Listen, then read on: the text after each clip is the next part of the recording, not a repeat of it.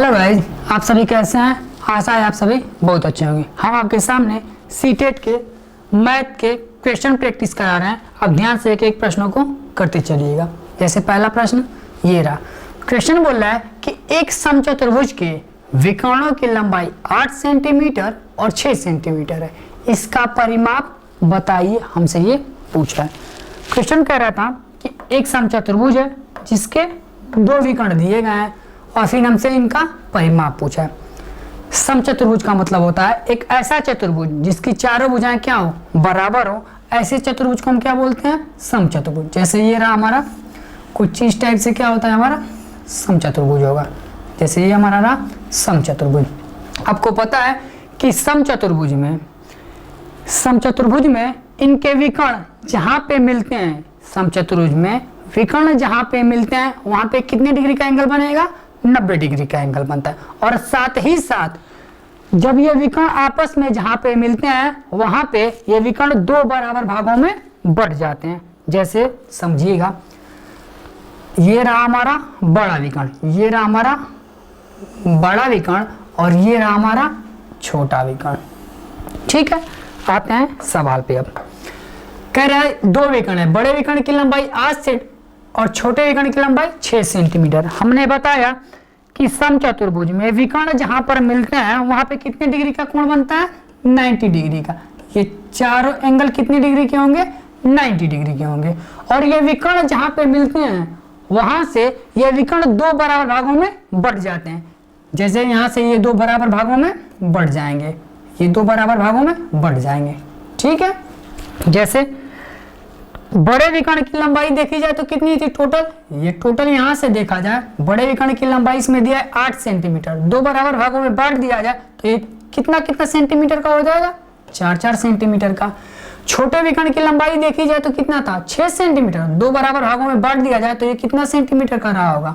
3-3 centimetre का रहे होंगे। ठीक है, आपको पता है कि एक समचतुर्भुज में 90 डिग्री के सामने क्या होता है? कर्ण। 90 डिग्री के सामने क्या होता है? हमारा कर्ण होता है। 90 डिग्री के सामने क्या होता है? हमारा कर्ण होता है। ठीक है, आपको पाइथागोरस प्रमेय पता है कि कर्ण का स्क्वायर बराबर क्या होता है?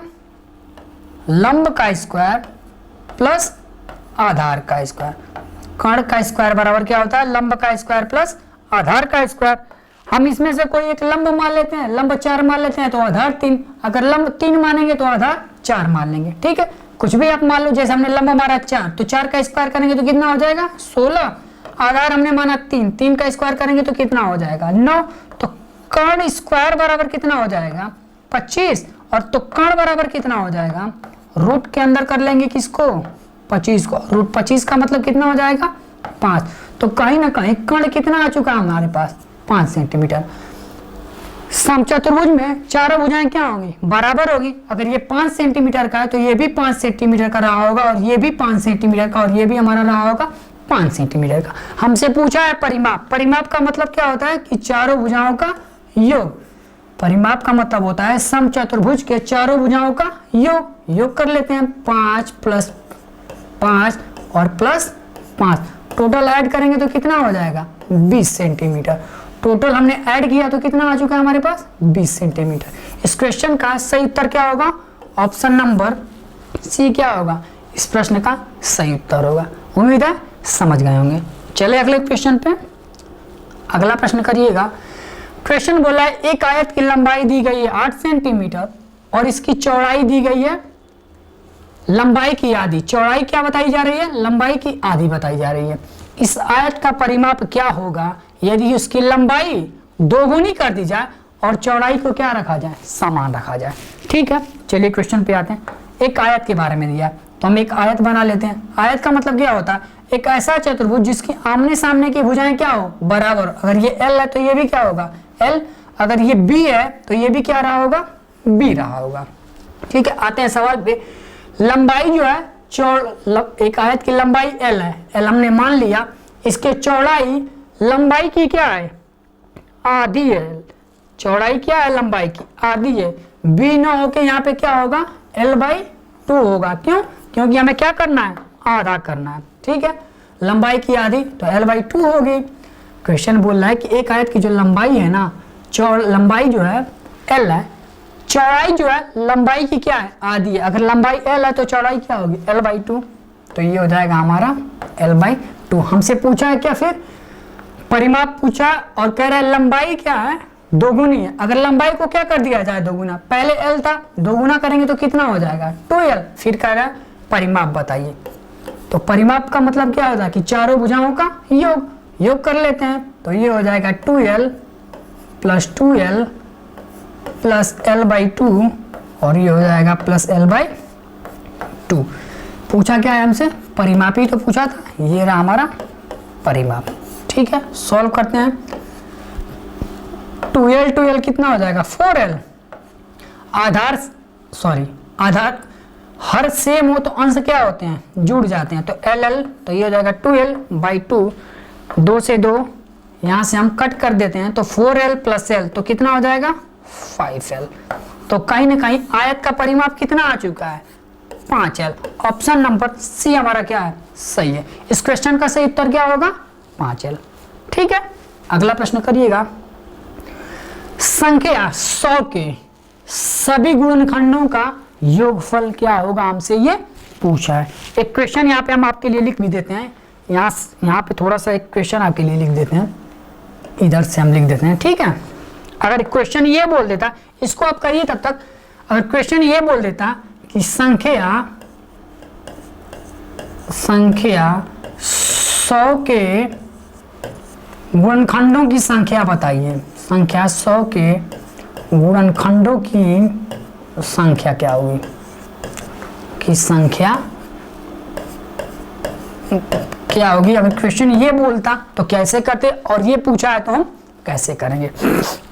चलिए हम सॉल्व करके दिखा देते हैं, सॉल्व करते हैं। संख्या 100 के गुणनखंडों की संख्या पूछे तो क्या करेंगे, सबसे पहले हम क्या करेंगे, 100 का क्या करेंगे, फैक्टर करेंगे। सबसे पहले हम क्या करेंगे, 100 का फैक्टर। जैसे आप गुणनखंड करो तो कैंसिल करेंगे तो 50, और इसको कट करेंगे तो कितना हो जाएगा, 25, और इससे कट करेंगे तो 5 से ही कट करेंगे, और ये हो जाएगा 5 एकम 5। देखा जाए तो 2 कितनी बार आया, 2 बार, और 5 कितना बार आया, 2 बार आया। क्वेश्चन में बोले कि गुणनखंडों की संख्या बताइए, क्वेश्चन पूछे कि गुणनखंडों की संख्या बताइए, तो करेंगे क्या, आधार में घात में एक एक जोड़ देंगे। गुणनखंडों की संख्या जब पूछे तो करेंगे क्या, घात में एक एक जोड़ के सभी घातों का क्या कर देंगे, गुणा। जैसे यहाँ पे घात में कितना दिया है हमारे पास, यहाँ पे घात क्या है, 2, 2 में एक जोड़ेंगे तो कितना आ जाएगा, 3। यहाँ पे घात कितना है, 2, और 2 में एक जोड़े तो कितना हो जाएगा, 3, और फिर घातों का गुणा, तो 3 का 3 में गुणा करेंगे तो कितना आएगा, 9। तो कहीं ना कहीं 100 के गुणनखंडों की संख्या देखी जाए तो कितनी आएगी, 9। इस क्वेश्चन का सही उत्तर क्या होगा, 9। अब आते हैं इस वाले प्रश्न पे। यहाँ पे बोला है कि 100 के सभी गुणनखंडों का योगफल पूछा है। यहाँ पे क्या पूछा, योगफल। तो करेंगे क्या, सबसे पहले इसका भी हम क्या करेंगे, फैक्टर। जब फैक्टर करेंगे तो क्या आएगा, 2 × 2 × 5⁻2। योगफल पूछे तो करेंगे क्या, हमें जाना है 2⁻2 तक। जाना है कहाँ पे है, 2⁻2 तक। शुरू करेंगे 0 से, जैसे लिखेंगे 2⁻0 प्लस 2⁻1 प्लस 2⁻2। हमें जाना कहाँ है, 2⁻2 तक, और चलना कहाँ से शुरू करेंगे, 0 से। जैसे 2⁻0 प्लस 2⁻1 प्लस 2⁻2। गुणे का सिंबल हमने गुणा लगा लिया। 5⁻0 से शुरू करेंगे और जाना कहाँ है, 5⁻2 तक। अगर 4 होता तो 5⁻0 से शुरू करते और 4 तक चलते, लेकिन जाना कहाँ पे है, 2 तक। तो इसको हम लिखेंगे 5⁻0 प्लस 5⁻1 प्लस 5⁻2। ठीक है, बस इसको आप सॉल्व कर लो। किसी भी संख्या पे घात अगर 0 तो उसका वैल्यू क्या होता है, 1। ठीक, 2⁻1 की वैल्यू क्या होगी, 2, और 2⁻2 तो ये हो जाएगा 4। वैसे इसको देखिएगा, किसी भी अंक पे घात अगर 0 हो तो इसकी वैल्यू क्या होगी, 1, प्लस 5 की वैल्यू 5, प्लस 5 का स्क्वायर करेंगे तो कितना आ जाएगा, 25। बस इसे आप सॉल्व कर लो। तो ये हो जाएगा 4, 2, 6 और 1 7, और ये हो जाएगा 25, 5, 30 और 31, और 31 में 7 का गुणा करेंगे तो 7 एकम 7, और 7 त्रिका 21। तो टोटल देखा जाए तो 100 के सभी गुणनखंडों का योगफल कितना आएगा? 217 आएगा। ऑप्शन नंबर ए क्या होगा? सही होगा। इस प्रश्न का सही उत्तर क्या होगा? Option number A. ठीक है, चलिए अगले सवाल पे। चलिए अगला क्वेश्चन करिएगा भाई, अगला प्रश्न करिएगा। क्वेश्चन बोला है किसी वर्ग का परिमाप 24 सेंटीमीटर है, किसी वर्ग का परिमाप 24 सेंटीमीटर है और किसी आयत की लंबाई 8 सेंटीमीटर है। यदि वर्ग और आयत के परिमाप क्या हो? बराबर हो, तो आयत का क्षेत्रफल वर्ग सेंटीमीटर में हमें बताना है। चलिए सॉल्व करते हैं। क्वेश्चन क्या था? वर्ग और आयत के परिमाप क्या है? बराबर है और आयत का क्षेत्रफल पूछा है। चलिए ठीक है, सबसे पहले हम क्या कर लेते हैं, एक आयत आपको बना देते। आयत का मतलब क्या होता है? ऐसा चतुर्भुज जिसके आमने सामने की भुजाएं क्या हो? बराबर। अगर ये L है तो ये भी L, अगर ये B है तो ये भी क्या रहा होगा? B रहा होगा। ठीक है, फिर कह रहा परिमाप, आयत का परिमाप देखा जाए तो आयत का परिमाप का फार्मूला क्या होता है? परिमाप का मतलब क्या होता है? आयत का, यहाँ पे लिख देते हैं, आयत का परिमाप कितना होगा आप बताओ। परिमाप का मतलब क्या होता है? चारों भुजाओं का योग। तो ऐड करेंगे L L 2L, ये हो जाएगा 2L। B को ऐड करेंगे तो कितना हो जाएगा? 2B। तो कहीं ना कहीं आयत का परिमाप देखा जाए तो कितना आ चुका है? 2L plus 2B। और यहाँ पे दिया है किसी वर्ग का परिमाप 24 सेंटीमीटर है और किसी आयत की लंबाई 8 सेंटीमीटर है। वर्ग और आयत के परिमाप यहाँ पे देखिएगा, लिखा है ना, वर्ग और आयत के परिमाप क्या है? बराबर है। अगर वर्ग का परिमाप 24 सेंटीमीटर है तो आयत का परिमाप भी कितना है? 24 सेंटीमीटर है। कहीं ना कहीं आयत का परिमाप भी कितना रहा होगा? 24 सेंटीमीटर। और ये हो जाएगा, चारों भुजाओं को ऐड करेंगे तो ये हो जाएगा 2L प्लस 2B। कहीं ना कहीं 2L प्लस 2B बराबर किसके? 24 सेंटीमीटर के। सॉल्व करते हैं, यहाँ से कट करेंगे तो कितना हो जाएगा? 12। तो L प्लस B बराबर कितना आ चुका है? 12 के। कह रहे आयत की लंबाई हमें दी गई है, आयत की लंबाई कितनी दी गई है? 8। तो 8 प्लस B बराबर किसके? 12 के। तो B बराबर कितना आ जाएगा? 12 माइनस 8 करेंगे तो कितना आ जाएगा? 4 सेंटीमीटर। कहीं ना कहीं आयत की लंबाई पहले कितनी थी? 8 सेंटीमीटर। हमने सॉल्व किया तो चौड़ाई कितना आ चुका है? 4 सेंटीमीटर। लंबाई 8 सेंटीमीटर मिल चुकी है, चौड़ाई भी हमें यहाँ से मिल चुका है। हमसे पूछा है आयत का क्षेत्रफल। आयत के क्षेत्रफल का फॉर्मूला क्या होता है? Length into breadth. तो लेंथ हमें दिया है कितना? 8। ब्रेथ कितना है? 4। तो 8 चौका 32। तो कहीं ना कहीं आयत का जो क्षेत्रफल है वो कितना रहा होगा? 32 centimetre square. Option number B क्या है? सही है। इस क्वेश्चन का सही उत्तर क्या है? Option number B. अगला क्वेश्चन करेगा। अगला प्रश्न बोल रहा है कि निम्न में से कौन सा सही नहीं है, हमें ये बताना है। चलिए सॉल्व करते हैं। कह रहे एक घन के 6 फलक होते हैं। हाँ, एक घन के कितने फलक होते हैं? 6 फलक होते हैं। जैसे आप देखो यहाँ पे हम करके दिखा देते हैं।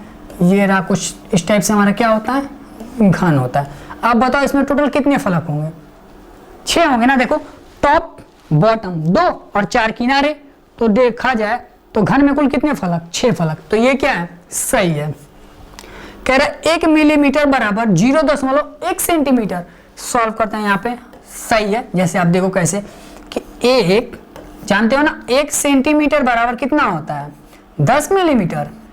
1 सेंटीमीटर बराबर कितना होता है? आप बताओ। 10 मिलीमीटर होता है। तो 1 मिलीमीटर बराबर कितना हो जाएगा? आप बताओ। तो कहोगे सर 1 मिलीमीटर बराबर हो जाएगा 1/10 सेंटीमीटर। 1 मिलीमीटर बराबर कितना हो जाएगा? 1/10। और 1/10 को जब आप सॉल्व करोगे तो ये कितना हो जाएगा? 0.1 सेंटीमीटर। तो कहीं ना कहीं 1 मिलीमीटर बराबर कितना? 0.1 सेंटीमीटर। तो 1 मिलीमीटर बराबर 0.1 सेंटीमीटर। ये भी सही है और ये भी सही था। ये कह रहा है 0.10 और 0.1 समान है। हाँ समान है। क्यों?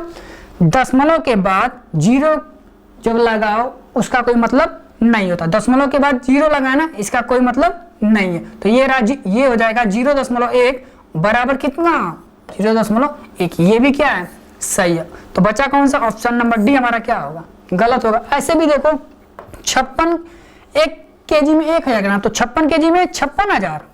तो 56,000 तो ये होगा प्लस 7 ग्राम होगा। तो ऐड करेंगे तो कितना आ जाएगा? 56,007 ग्राम।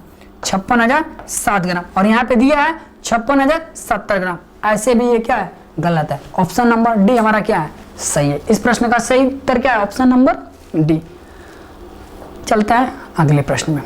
अगला प्रश्न करिएगा। क्वेश्चन कह रहा है कि किसी वर्ग का परिमाप 20 सेंटीमीटर है, एक आयत की चौड़ाई इस वर्ग की चौड़ाई के बराबर है और लंबाई इसकी चौड़ाई की दोगुनी है, तो आयत का क्षेत्रफल वर्ग सेंटीमीटर में क्या होगा, हमसे ये पूछा है। चलिए हम एक वर्ग का परिमाप और आयत की चौड़ाई, ठीक है, करते हैं। एक वर्ग आपको बना के हम यहाँ पे दिखाते हैं कुछ इस टाइप से। ये हमारा वर्ग जिसकी चारों भुजाएं क्या होंगी, बराबर होंगी। ये चारों भुजाएं ए सेंटीमीटर है और कह रहा है वर्ग का परिमाप 20 सेंटीमीटर। परिमाप का मतलब चारों भुजाओं का योग। तो 4a बराबर कितना हो जाएगा, 20 सेंटीमीटर। तो a बराबर आप बताओ कितना हो जाएगा, 5 सेंटीमीटर। कहीं ना कहीं इनकी भुजाएं कितनी रही होंगी, 5 सेंटीमीटर। इनकी भुजाएं कितनी कितनी आ चुकी हैं हमारे पास, 5 सेंटीमीटर की आ चुकी हैं। एक आयत की चौड़ाई, हम एक इधर आयत बना लेते हैं भाई। ये रहा हमारा आयत, ठीक है, जिसकी आमने सामने की भुजाएं क्या है, बराबर है। लिख देते हैं, ये l होगा तो ये भी l, यदि ये b है तो ये भी क्या है, b है। एक आयत की जो चौड़ाई है इस वर्ग की चौड़ाई के क्या है, बराबर। अगर ये 5 सेंटीमीटर है तो ये भी कितना होगा, 5 सेंटीमीटर का ही रहा होगा, ठीक है। और लंबाई इसकी चौड़ाई की क्या है, दोगुनी। अगर चौड़ाई की लंबाई क्या है, लंबाई जो है ना चौड़ाई की क्या है, दोगुनी। अगर ये 5 है तो लंबाई कितनी रही होगी, 10 सेंटीमीटर की रही होगी। हमसे पूछा है आयत का क्षेत्रफल वर्ग सेंटीमीटर में बताना। अब बताओ आयत का क्षेत्रफल का फार्मूला क्या होता है, लेंथ इंटू ब्रेथ, या बोल सकते हैं लंबाई गुणे चौड़ाई। अब बताओ लंबाई कितना दिया गया हमें, 10, और चौड़ाई हमारे पास कितना है, 5 सेंटीमीटर। तो कहीं ना कहीं एरिया कितना आ चुका है हमारे पास, 50 सेंटीमीटर स्क्वायर। आयत का जो एरिया है वो कितना आ चुका है, 50 centimetre square. Option number B क्या है इस प्रश्न का सही उत्तर है, ठीक है। चलें अगले प्रश्न पे करिएगा।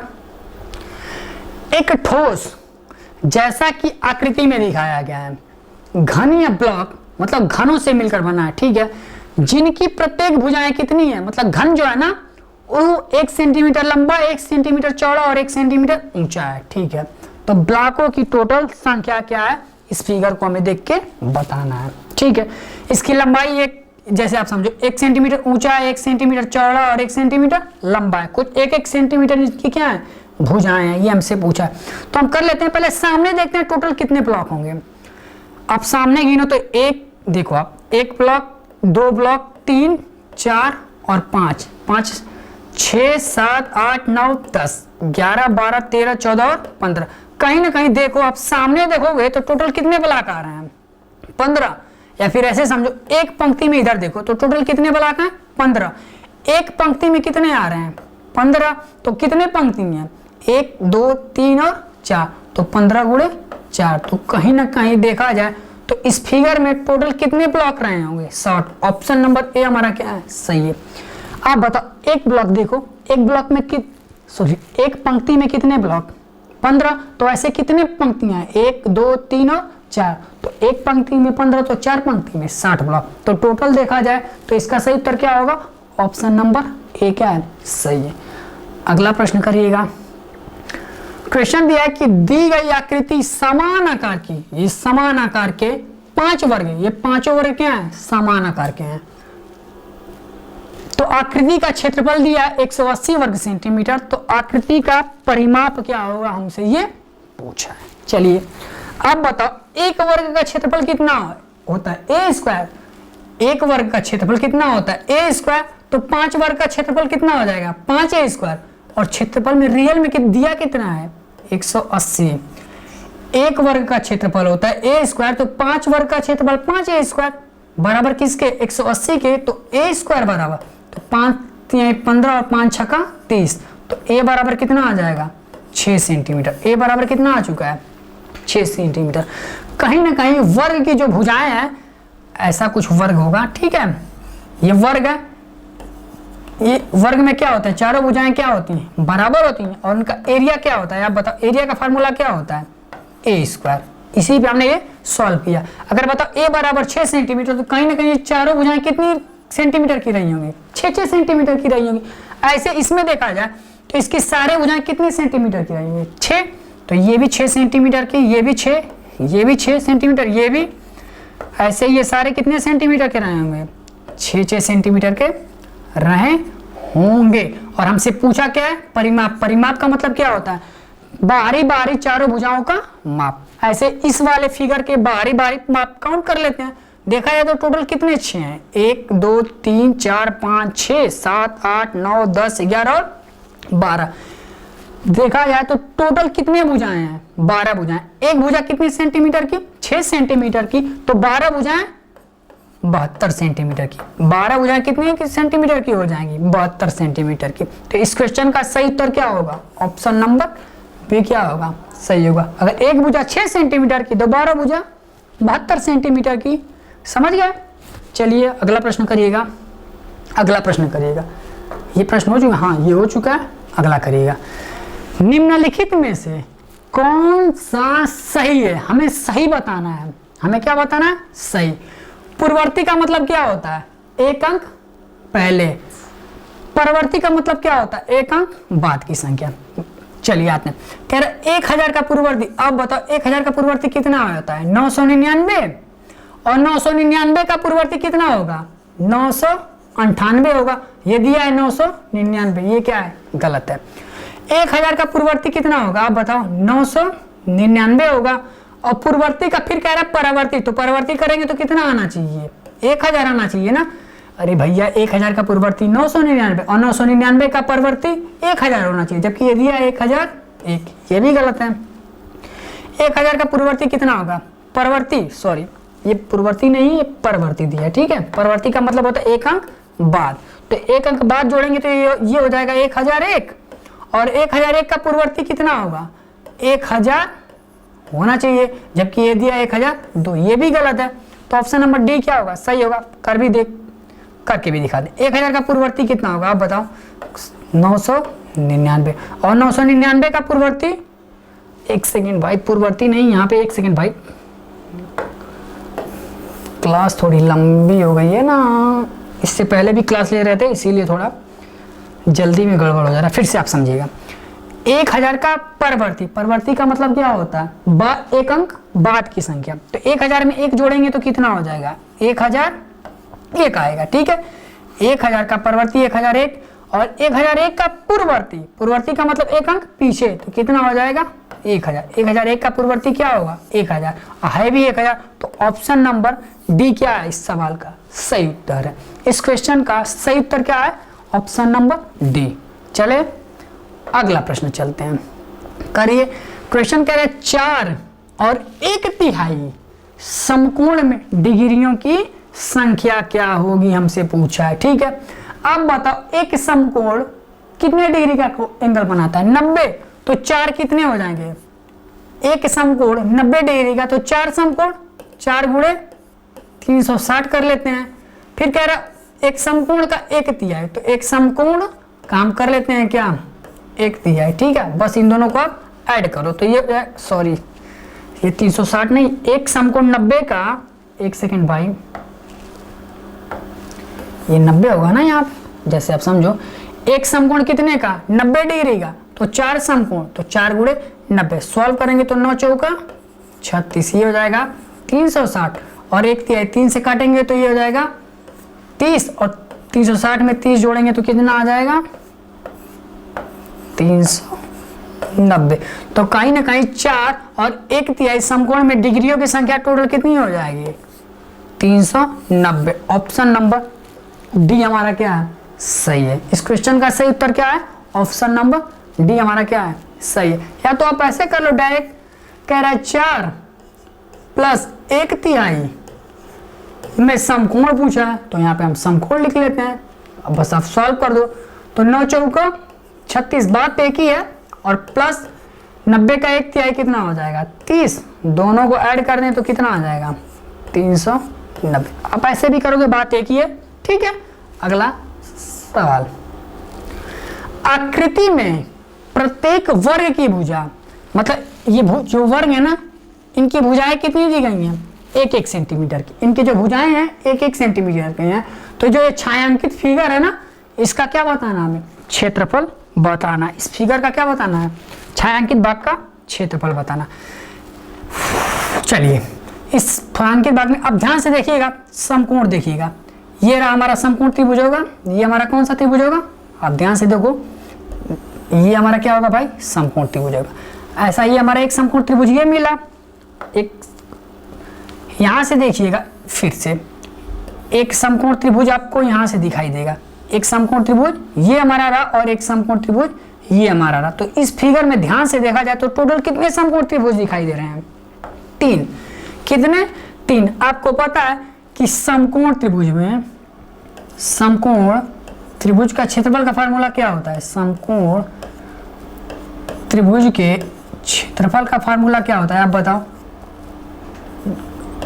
क्षेत्रफल, समकोण त्रिभुज का क्षेत्रफल का फार्मूला क्या होता है, half base into height, half base into height. बस अब सॉल्व कर लेते हैं।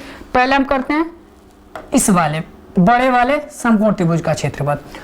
आप देखो हाफ होगा, बेस देखा जाए, यहां से आप देखो टोटल है, जितना बेस ये है, हाँ जितना बेस ये है उतना ही तो बेस ये भी है ना, तो कहीं ना कहीं ये बेस सेम है। तो आप देखो 1 सेंटीमीटर ये, 1 सेंटीमीटर ये, 1 तो टोटल देखा जाए तो ये कितना है, 4। अगर ये 4 सेंटीमीटर का है तो ये भी कितना रहा होगा, 4 सेंटीमीटर। तो कहीं ना कहीं ये बेस कितना है, 4 सेंटीमीटर। हाइट देखते हैं, 1 सेंटीमीटर ये, 1 सेंटीमीटर ये, 1 सेंटीमीटर ये, 1 सेंटीमीटर, 1 सेंटीमीटर ये और 1 सेंटीमीटर ये। तो टोटल देखा जाए तो हाइट कितनी आ चुकी है, 3 सेंटीमीटर। तो बड़े वर्ग का क्षेत्रफल देखा, बड़े वाले समकोण त्रिभुज का क्षेत्रफल कितना हो जाए, 4 3 12 का आधा 6। तो बड़े वाले त्रिभुज का क्षेत्रफल कितना आ चुका है, 6 सेंटीमीटर।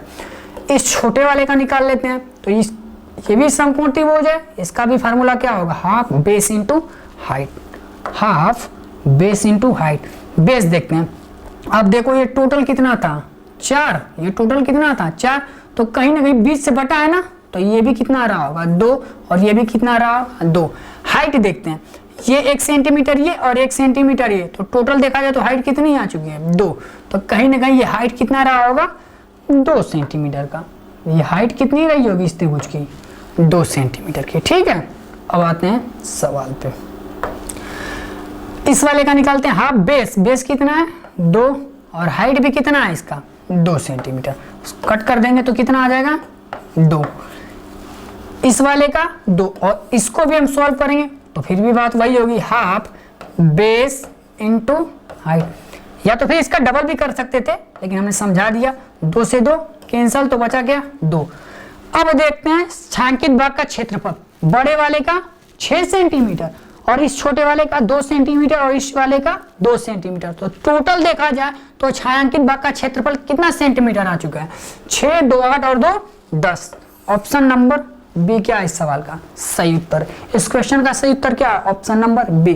छायांकित भाग का क्षेत्रफल देखा जाए तो कितना आ चुका है, 10 सेंटीमीटर स्क्वायर। ऐड कर लो भाई, ऐड कर को दिखा देते हैं। ये हो जाएगा 6 और 2 छोटे छोटे थे 2-2 सेंटीमीटर के, तो टोटल 10 सेंटीमीटर स्क्वायर। इस क्वेश्चन का सही उत्तर ऑप्शन नंबर बी क्या है, सही है। चले अगले क्वेश्चन पे करिएगा। क्वेश्चन कह रहा है 12 और 16 के न्यूनतम सार्वगुणज और 10 और 35, 10 और 15 का न्यूनतम सार्वगुणज बराबर हैं किसके। ठीक है, आप चाहो तो डायरेक्ट भी कर सकते हो। न्यूनतम सार्वगुणज मतलब किसकी बात कर रहा है, एलसीएम की बात कर, और यहाँ पर भी न्यूनतम सार्वगुणज, यहाँ पर भी किसकी बात कर रहा है, एलसीएम की बात कर रहा है। एलसीएम निकालने के बहुत सारे तरीके होते हैं, जैसे आप 60 में भी कर सकते हो। एलसीएम का मतलब होता है छोटी से वो छोटी संख्या, छोटी से छोटी संख्या जो 12 और 16 से कट जाए। इन दोनों का एलसीएम क्या होगा, छोटी से छोटी वो संख्या जो 10 और 15 से कट जाए। जैसे आप समझो, वो छोटी से छोटी संख्या बताओ जो 12 से भी कटे और 16 से भी कटे। 48 हो गई, जो 12 से भी कट जाएगा और 16 से भी कटेगी। गुणे, तो हमने गुणे का लगा लिया। 10 और 15 का एलसीएम मतलब छोटी से वो छोटी संख्या बताइए जो 10 से भी कटे और 15 से भी कटे, तो 30 हो गई वो संख्या। और कह रहा है इन दोनों का गुणा, गुणा कर लेंगे तो कितना होगा 0, 8 3 24 और 4 3 12 2 14। तो इस क्वेश्चन का सही उत्तर क्या होगा 1440। ऑप्शन नंबर बी क्या होगा सही होगा। जिसे समझ में ना आया ऐसे भी देख सकते हैं। 12 और 16 का क्या लेना था हमें एलसीएम लेना था, आप ऐसे भी कर लो। 12 और 16 का क्या कर लेते हैं एलसीएम करो। ये हो जाएगा 2 6 12 और 2 बटे 16, 2 3 6, 2 4 8 और 2 से कटेगा नहीं, ये होगा 2, ये हो जाएगा और 3 1 3। एलसीएम कितना होगा 2 दूना के 4 दूना के 8 दूना के 16 3 48। इसका एलसीएम कितना आया 48। और एक इधर एलसीएम कर लेते हैं, किसका करना था 10 और 15 का। काटो आप, तो ये हो जाएगा 2 5 10, 15 तो कैंसिल होगा नहीं, 3 से कट कर देते हैं, ये हो जाएगा 5 और 3 5 15 और 5 1 5। तो फिर भी एलसीएम कितना आ जाएगा 30। कितना आ चुका है 30। हमने बताया ना, या तो आप डायरेक्ट ऐसे भी करो या डायरेक्ट, या तो फिर सिंपल है, ये तो सभी लोग जानते हैं कि एलसीएम लेंगे तो 48 होगा और यहाँ पे 30 होगा, इन दोनों का गुणा करेंगे तो कितना आ जाएगा 1440। तो ऐसे भी करेंगे तो भी 1440 और वैसे करेंगे तो भी 1440। समझ गए। अगला प्रश्न करिएगा। कह रहा है 2 वर्गों का परिमाप 12 सेंटीमीटर तथा 24 सेंटीमीटर है। बड़े वर्ग का क्षेत्रफल छोटे वर्ग के क्षेत्रफल का कितना गुना है, हमसे ये पूछा है। ठीक है, वर्ग बना लेते हैं, एक छोटा वर्ग बना लेते हैं, ठीक, और एक बड़ा सा वर्ग बना लेते हैं। ठीक है, वर्ग का मतलब होता है जिसकी सभी भुजाएं क्या हो बराबर हो। इसकी भी सारे भुजाएं क्या, इसको A1 नाम देते हैं। अगर वो A नाम दिए तो इसको हम नाम दे देते हैं A1। आप कुछ भी दे दो।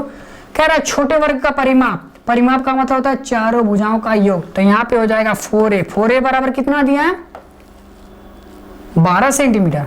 कितना दिया है 12 सेंटीमीटर। तो A बराबर कितना हो जाएगा 3 सेंटीमीटर। तो कहीं ना कहीं छोटे वाले वर्ग की भुजाएं कितनी सेंटीमीटर की रही होंगी 3 सेंटीमीटर की रही होंगी। ठीक है, वैसे देखा जाए तो बड़े वर्ग का परिमाप कितना दिया है 24।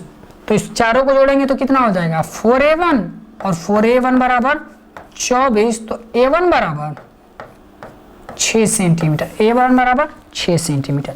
हमें पूछा है बड़े वर्ग का क्षेत्रफल छोटे वर्ग का क्षेत्रफल का कितना गुना है। एरिया कैसे निकालते हैं, वर्ग के एरिया का फार्मूला क्या होता है A स्क्वायर। तो इसको हम कर लेंगे A1 स्क्वायर और यहाँ पे एरिया क्या हो जाएगा, इसको A1 नाम देते हैं, इसको A2 नाम दे देते हैं। सॉरी A1 नहीं, इसको एक ही नाम देते हैं, सिंपल दोनों के लिए रहेगा।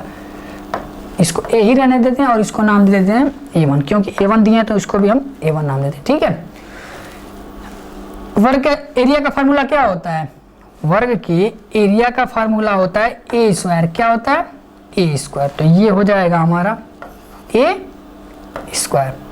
A का मान कितना है 3, तो 3 का स्क्वायर करेंगे तो 9। A1 का मान कितना है 6, 6 का स्क्वायर करेंगे तो कितना आ जाएगा 36। अब बताओ छोटे वाले वर्ग का एरिया 9 सेंटीमीटर, बड़े वाले वर्ग का एरिया 36 सेंटीमीटर। 9 का ये कितना गुना है, अब बताओ 9 से ये कितना गुना है 4 गुना है। तो ऑप्शन नंबर बी क्या होगा सही होगा। इस प्रश्न का सही उत्तर क्या होगा 4 गुना है ना। 9 का 4 गुना करेंगे तभी तो 36 आएगा। समझ गए। चलिए अगला प्रश्न करिए।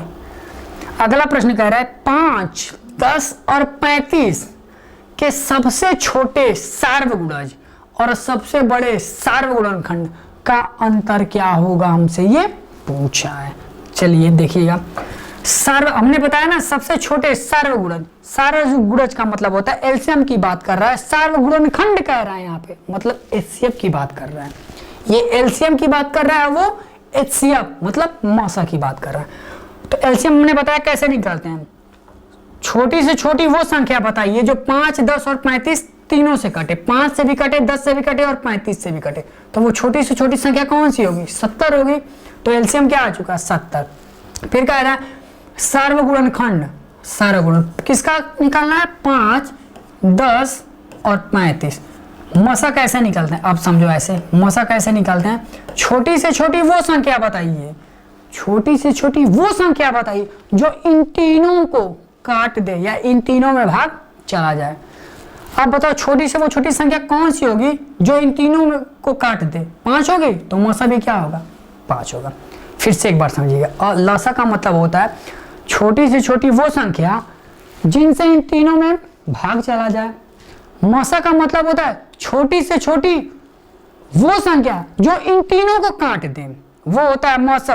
और लौसा क्या होता है छोटी से छोटी वो संख्या जिससे इन तीनों में भाग चला जाए। तो लौसा आ गया 70, मौसा आ गया 5। हमें पूछा क्या है अंतर, तो 70 - 5। लौसा और मौसा का क्या बताना था, अंतर बताना था। तो 70 - 5 कितना हो जाएगा 65। तो इस क्वेश्चन का सही उत्तर क्या होगा, ऑप्शन नंबर डी क्या होगा, सही होगा। इस सवाल का सही उत्तर ऑप्शन नंबर डी होगा।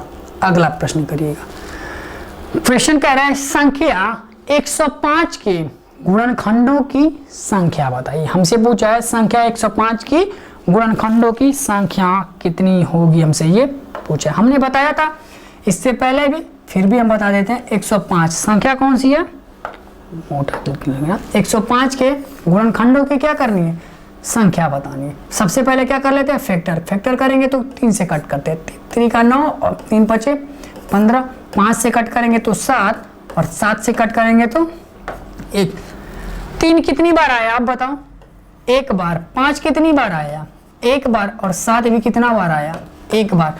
गुणनखंडों की जब संख्या पूछे, गुणनखंडों की संख्या पूछी तो घात में क्या कर देंगे, एक एक जोड़ देंगे। घात में क्या करेंगे, एक एक जोड़ के सभी घातों का क्या कर देंगे, गुणा।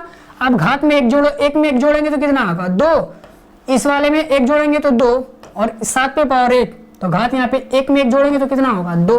और इन सब का क्या कर देंगे गुणा। 2 दूना के 4 दूना के 8। तो 105 के टोटल कुल कितने फैक्टर होंगे, 8 फैक्टर होंगे। ऑप्शन नंबर ए क्या है हमारा, सही है। इस सवाल का सही उत्तर क्या है, ऑप्शन नंबर ए। उम्मीद है आपको ये सेशन अच्छा लगा होगा। अगर सेशन अच्छा है लगा है तो प्लीज लाइक, शेयर और कमेंट करें, ठीक है।